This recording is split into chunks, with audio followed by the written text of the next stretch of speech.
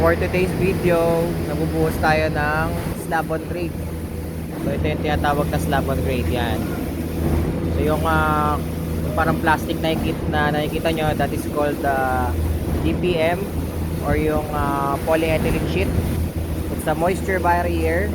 Purpose niya is to prevent moisture from penetrating the slab on grade from below. And then ito yung line pump natin. Line pump ang gamit natin sa slab on grade concrete pouring kasi mahirap ma-reach out kumbaga yung area usually ng slab on grade kasi nasa loob siya usually ng building, of course. Tapos sarado na yung building usually. Ayan, meron na siya usually na second floor or other floors. So hindi nagagana yung concrete and tower crane and bucket na style ng concrete pouring. Okay. So yan, ito yung nakikita nyo na to. This is called concrete block.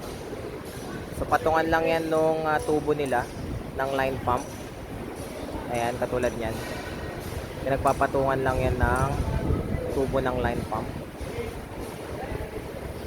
And then, yan yung boost natin. So, itong mga tao na to, ang tawag dyan ay pouring guard. So, ang purpose ang ginagawa nila, sila yung tagakalat ng concrete. Ayan, kinakalat nila. Tapos, pinapatag. Ile-level para ma-attain natin yung tamang elevation ng slab on grade or ng SOG. Slab on grade or SOG kung tawagin. So ito na yung finished product ng binuhusan natin kaninang slab on grade. Ayan. So hindi pa dyan natatapos yung pagbubuhos ng slab on grade. Bubulihin pa yan kung tawagin. Or ito trowel. Ito yung trowel na tinatawag. Ayan. Yung equipment na yan. Para yung electric fan. Ay LCD din yan. So ang ginagawa niyan, kumbaga finish niya yung surface ng slab on grade natin or ng slab in general para naman na hindi siya pangit tignan. Kumbaga patag tapos smooth tignan yan. Ganyan yung magiging itsura niya pag na-trowel na siya. Yan. Parang may mga alon-alon.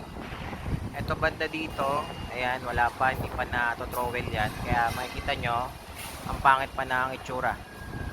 Hindi pa siya na-trowel, hindi pa na smooth finish kumbaga.